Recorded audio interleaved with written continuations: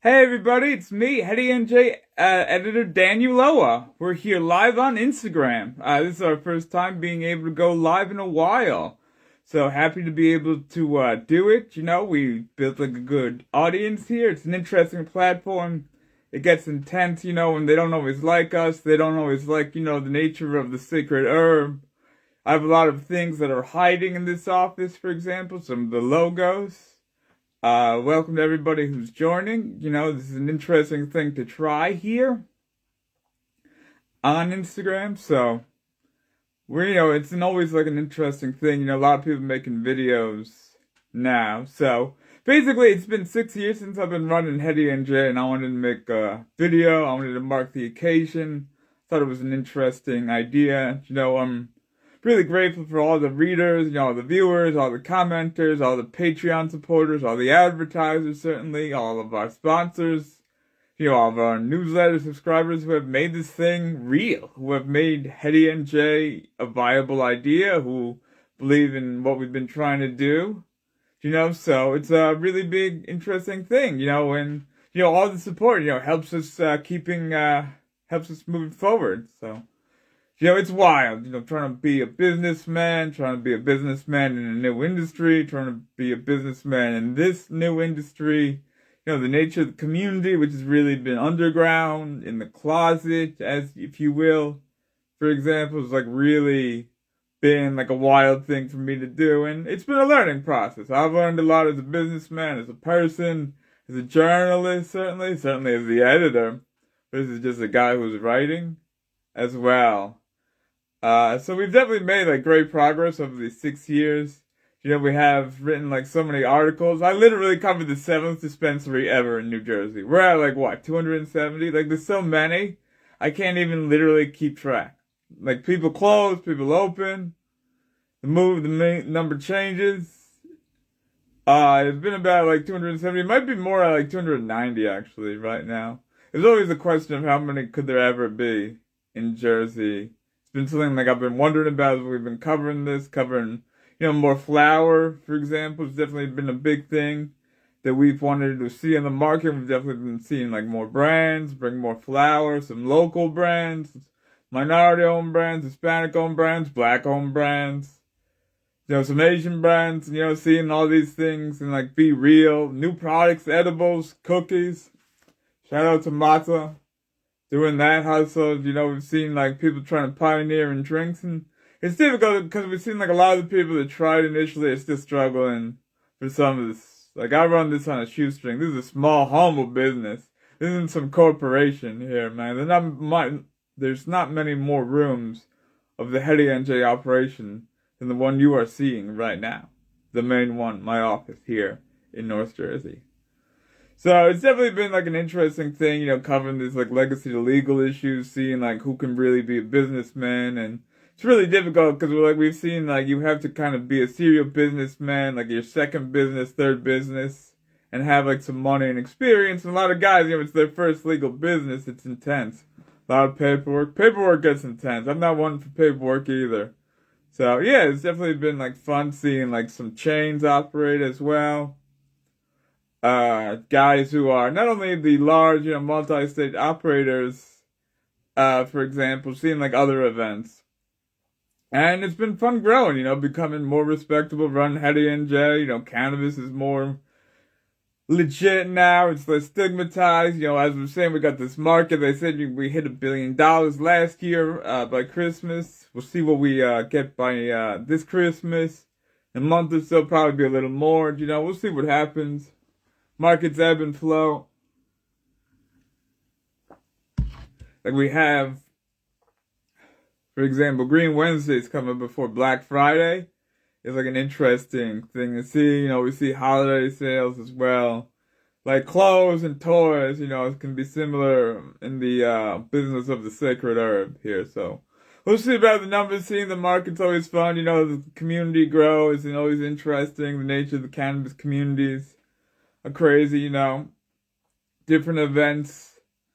It is intense. I did want to announce, like somebody's asking about events, and like events are great, and we were gonna try to do an award show, but unfortunately we're not gonna be able to do it this November. We've been dealing with like logistical issues. I've been dealing with like some chronic burnout issues. It's been intense, really trying to run a business, trying to figure out how to make this work. What are content do people like and which formats, and how do we make money to sustain it and manage people and deal with some of the headaches, and the nature of that to get to like the glamour and seeing that. We've definitely had like wild progress in Jersey. There are New Jersey cannabis lounges, and you can't really say that about a lot of the other markets actually. Problem is they're all in South Jersey, and I live in Essex, like close to Newark. I guess it's like 40 minutes to Newark depending on traffic and stuff. Yeah, it could be a lot quicker, but it's traffic. It is North Jersey. But yeah, so we're trying to think of other events we want to do. For example, we might do events in South Jersey. We might do events in Atlantic City. We're trying to think of different types of themes of events and, the nature of that and how people work that. So, it's an interesting thing to think about because people do seem to enjoy events.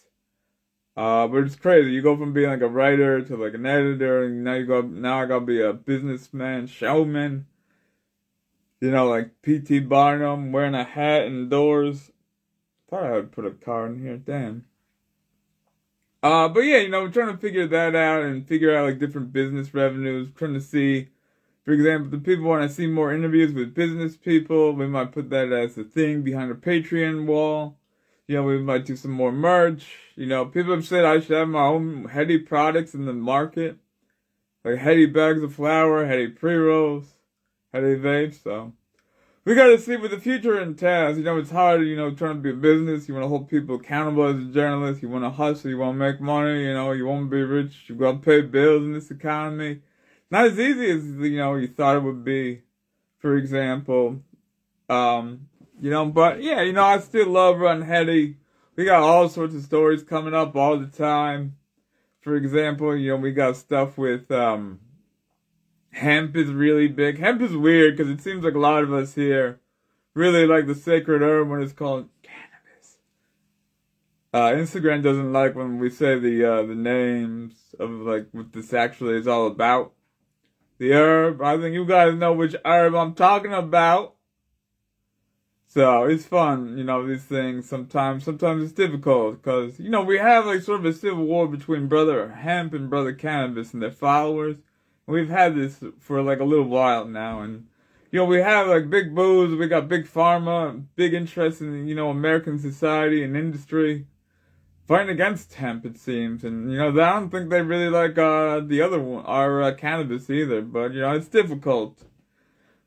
For example, the nature of politics, nature of where America is right now, nature of where New Jersey is right now.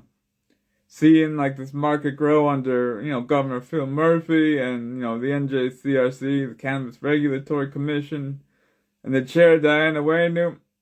Now we've seen three commissioners have left already.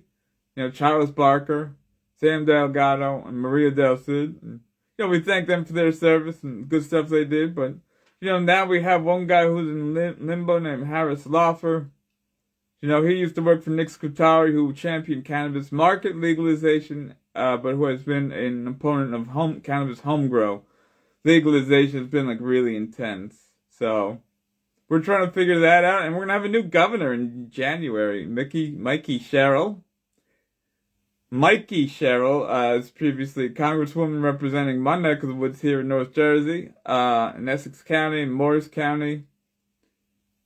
She might have other counties actually, farther west, in the New Jersey's 11th Congressional District. So, Mikey's gonna be governor. She says she's for home grow. We're gonna be pushing the cause. Hopefully, it's hard, the nature of the cause, the nature of this.